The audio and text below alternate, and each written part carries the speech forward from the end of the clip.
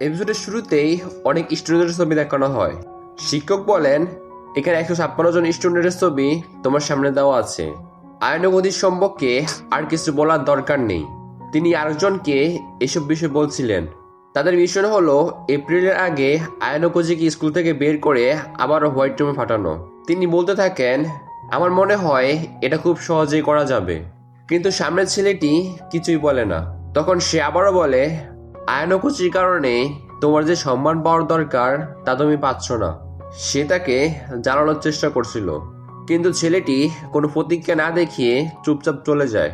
বুড়ো তাকে থামানোর চেষ্টা করে, কিন্তু কোনো উত্তর পায় না। ছেলেটি চলে যাওয়ার পর বুড়ো ভাবতে থাকে, যে জিনিসটার জন্য আমি এতদিন অপেক্ষা করছিলাম অবশেষে সেটা দেখতে পারবো। অর্থাৎ মরণের মতো ঘটনা এসে গেছে। এরপর আমরা আয়নগতি সিন দেখতে পাই। সে তার সিটে আরাম করে বসে আছে। তখন মিয়াকি তার কাছে এসে বলে, ভাই তোমার কি হয়েছে? আজকাল অনেক আলাদা হয়ে গেছো। বাকিরাও তোমার জন্য অনেক চিন্তা করে। আয়নকজি অন্য মেয়ের দিকে হাত নাড়িয়ে বলে, তোমাদের চিন্তা করার দরকার নেই, সবকিছু একদম ঠিক আছে। এরপর সে চুপচাপ চলে যায়। তারপর সুডো সিন দেখানো হয়। সে খুব অবাক হয়ে যায়, কারণ ইচিকা তার চুল ছোট করে ফেলেছে। যদি তোমরা লাস্ট সিজন দেখে থাকো তাহলে জানো যে ইচিকা তার চুল ছোট কেন করেছে। তারা জিজ্ঞাসা করে, তুমি এমনটা কেন করলে? ইচিকা বলতে থাকে সে নতুন করে ঈশ্বর করতে চায়, তাই চুল ছোট করেছি। সুডো তার খুব প্রশংসা করে বলে, চুল সত্যি তোমার উপর খুব ভালো লাগছে। তখন ইচিকা বলে, তাহলে তুমি এত অবাক হচ্ছ কেন? সুডো বলে, এটা খুব হঠাৎ হয়েছিল তাই। পাশের একটি মেয়ে বলতে থাকে, আমার চুল ছোট, তাই মনে হয় এখন চুল বড় করা উচিত। তারপর ক্লাসের সিন দেখানো হয়। শিক্ষক সবাইকে বলেন, আমাকে তোমাদের একটা তথ্য দিতে হবে। তিনি একটা অ্যাপের কথা বলতে থাকেন। সবাইকে সে অ্যাপটা ডাউনলোড করতে বলেন। তিনি বলেন, এটা তোমাদের অনেক উপকার করবে। এই অ্যাপের মাধ্যমে ব্যক্তিগত তথ্য নেওয়া যাবে। সবাই অ্যাপ ডাউনলোড করে কথা বলতে থাকে। এটা দেখতে একদম ভিডিও গেমের মতো লাগছে। ম্যাডাম বলে, হ্যাঁ তুমি ঠিক বলছো। তোমার পারফরমেন্স কেমন থাকবে সে অনুসারে অ্যাপ আপডেট হয়ে যাবে। সুডো তার স্কোর দেখে খুব অবাক হয়, কারণ তার স্কোর খুব কম ছিল। শিক্ষক বলেন, চিন্তা করার দরকার নেই, সবকিছু আপডেট করে দেওয়া হবে। লাস্ট মাসের স্কোর পরের মাসে যোগ হয়ে যাবে, কিন্তু লাস্ট ইয়ারের স্কোর কোনোভাবেই যোগ হবে না। আয়ানগো যে ব্যাপারটা খুব মনোযোগ দিয়ে শুনছিল। সে ভাবছিল একটা অ্যাপ আসলে কতটুকু করতে পারে। তখন শিক্ষক বলেন, এটা শুধু স্ট্যাটাস দেখানোর অ্যাপ নয়, এটা অ্যাবিলিটির কথাও বলবে। যদি কারোর পারফরমেন্স ভালো না হয় তাহলে বড় ধরনের শাস্তি পেতে পারে। ম্যাডাম ফেলান্ডির কথা বলছিল। এটা শুনে বাকি স্টুডেন্টরা খুব চিন্তিত হয়ে পড়ে। শিক্ষক বলেন, দুঃখিত, এর জন্য আমি কিছুই করতে পারবো না। এরপর লিখিত পরীক্ষার কথাও বলেন। এবার এটা অনেক আলাদা হবে, কারণ তারা এখন সেকেন্ড ইয়ারে আছে। তাদের ফার্স্ট ইয়ারের একজন স্টুডেন্টকে বেছে নিতে হবে। নিজেদের পছন্দের মতো একজনের সঙ্গে পরীক্ষা দিতে হবে। এটা শুনে স্টুডেন্টরা আবারও চিন্তিত হয়ে যায়। ভাই এটা কিভাবে হবে? ফার্স্ট ইয়ারের স্টুডেন্টরা কিভাবে পরীক্ষা দেবে? শিক্ষক বলেন, এটা তোমাদের সবার উপকারের জন্য দেখা যাচ্ছে। আয়নগজিও ভাবতে থাকে পরিস্থিতি সত্যি খারাপ হয়ে যাচ্ছে। ম্যাডাম বলে, স্টুডেন্ট কাউন্সিলর প্রেসিডেন্টের দ্বারা এসব করা হচ্ছে। মূলত আয়নগজিকে ফাঁদে ফেলার পরিকল্পনা করা হচ্ছিল। আমি তোমাকে বোঝানোর চেষ্টা করছি। ধরো আয়নকজি কোনো ফার্স্ট ইয়ারের স্টুডেন্টকে বেছে নিল। সে চাইলে পরীক্ষায় ইচ্ছাকৃতভাবে ফেল করতে পারে। যদি সে ফেল করে তাহলে শাস্তি আয়নকজিকে পেতে হবে। এটাই তাদের সবার প্ল্যান ছিল। ফার্স্ট ইয়ারের ছেলেরাও এই বিষয়টা খুব ভালোভাবে জানে। তারা সেকেন্ড ইয়ারদের সুবিধা নেওয়ার চেষ্টা করবে। তখন একজন জিজ্ঞাসা করে, যদি কোনো পার্টনার না পাওয়া যায় তাহলে কি হবে? শিক্ষক বলেন, তাহলে একাডেমি তোমাকে একজন পার্টনার দেবে, কিন্তু তার বিনিময়ে তোমার 5% পয়েন্ট কেটে নেওয়া হবে। এটা শুনে বেচারা শুডোর মন ভেঙে যায়। তার মাথায় ঘুরছিল কিভাবে পার্টনার পাবে।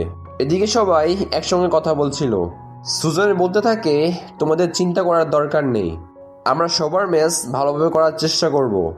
সে উদাহরণ দিয়ে বোঝায়, যদি আমাদের ক্লাসে কারো র্যাঙ্ক হয় তাহলে আমরা ফার্স্ট ইয়ারের এমন কারোর সঙ্গে ফেয়ার করব যার র্যাঙ্ক উপরে আছে। আয়ানোকোজিও চুপচাপ পাশে দাঁড়িয়ে সবকিছু শুনছে। এরপরের সিনে সুজন ও আয়ানোকোজি কোথাও যাচ্ছিল।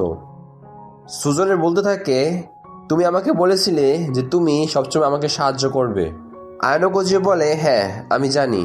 তখন সুজনে বলে, আমাদের সবার আগে সুডোর জন্য একজন পার্টনার খুঁজতে হবে, কারণ তার গ্রেড সবচেয়ে কম। আয়নোকোজি বলে, সে তো আগের চেয়ে ভালো হয়েছে। সুজনে বলে, হ্যাঁ ভালো হয়েছে, কিন্তু এখনো অনেক দুর্বল। এরপর সব ফার্স্ট ইয়ারের ছেলেদের দেখানো হয় যারা ফেয়ারিং এর জন্য এসেছে। সুজনে তাদের দিকে দেখছিল। সে বলে, এখানে সব গ্রেডের ছেলেরা এসেছে, কিন্তু বি গ্রেডের ছেলেরা আসেনি। সম্ভবত তাদের ক্যাপ্টেনের পরিকল্পনা আছে। বি ক্লাস অনেক বেশি বুদ্ধিমান। তারা বি ক্লাসের দিকে যেতে থাকে। তাদের পরিকল্পনা হলো ক্যাপ্টেনের সঙ্গে কথা বলা এবং ভালো ছেলেদের সঙ্গে ফেয়ার করা। তার সামনে এগোচ্ছিল, তখন একজন স্টুডেন্ট আছে। সুজনে বলে, তোমাদের মাথায় আসলে কি পরিকল্পনা চলছে? ছেলেটি বলে, আমি তোমাকে কেন বলবো, তোমরা নিজেরাই জেনে যাবে। তারা আবার সামনে যাচ্ছিল, কিন্তু তাদের সামনে রিয়েন এসে পড়ে। সে বলে, আমার মনে হয় তোমরা অনেক লেট করে ফেলেছো। সুজনে বলে, ছেলেদের ভয় দেখানো উচিত নয়। রিয়েন বলে, তুই পাগল নাকি? আমি তাদের ভয় কেন দেখাবো? আর প্রথম কথা, তারা ছেলে নয়। তোমরা নিজেরাই গেলে বুঝতে পারবে তারা আসলে কেমন। এরপর সে চুপচাপ চলে যায়। আয়ানোকোজি তার দিকে খুব মনোযোগ দিয়ে তাকিয়েছিল। অবশেষে তারা ক্লাসের কাছে পৌঁছে যায়, কিন্তু সেখানে কোনো ছেলে ছিল না। এটা দেখে সবাই আরো বেশি বিভ্রান্ত হয়ে যায়। তারপর সিনে আয়ানোকোজি বলে, 22 জন ফেয়ার হয়ে গেছে, কিন্তু এখনো আমার ফেয়ারও হয়নি। সে তার ফেয়ার নিয়ে খুব চিন্তিত ছিল। তখন একজন দৌড়ে এসে বলে, দুজন ফার্স্ট ইয়ার স্টুডেন্ট এদিকে আসছে। সুজনে তাদের সঙ্গে দেখা করতে যায়। সে বলে, সত্যি তোমরা দুইজন খুব সাহসী। তোমরা সরাসরি সিনিয়রদের ক্লাসের সামনে চলে এসেছো। ছেলেটি বলে, দেখো আমার কাছে একদমই সময় নেই।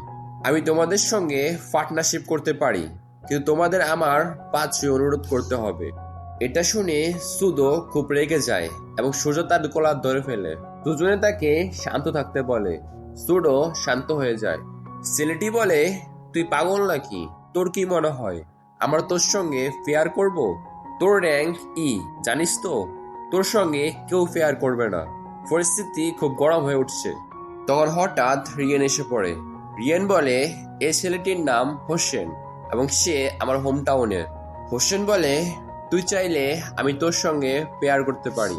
রিয়েন বলে, তোর মতো বোকার সঙ্গে কে টিম আপ করতে চাইবে? এটা শুনে হোসেন খুবই রেগে যায়। রিয়েনের টিমের একটি মেয়েটির কলার ধরে তাকে টেনে ফেলে। রিয়েন কিছুই বলে না, কিন্তু হোসেনের সঙ্গে যে মেয়েটি ছিল সে বলে, তুমি ওকে ছেড়ে দাও, না হলে এখানে আমি যা কিছু করতে পারি। সে কিছু হুমকি দিচ্ছিল। এটা শুনে হোসেন ভয়ে তাকে ছেড়ে দেয়। দুইজন চলে যেতে থাকে, কিন্তু মেয়েটি আয়নোকোজির দিকে খুব মনোযোগ দিয়ে তাকিয়েছিল। আয়নোকোজিও সেটা লক্ষ্য করে। সেভাবে এই মেয়েটিও কি হোয়াইট রুম থেকে এসেছে? তো বন্ধুরা, ভিডিও কেমন লাগলো? যদি ভালো লেগে থাকে তাহলে চ্যানেলকে লাইক এবং সাবস্ক্রাইব করে রাখবো। তো অন্য কোনো ভিডিও দেখা করবো, ততদিন পর্যন্ত বিদায়।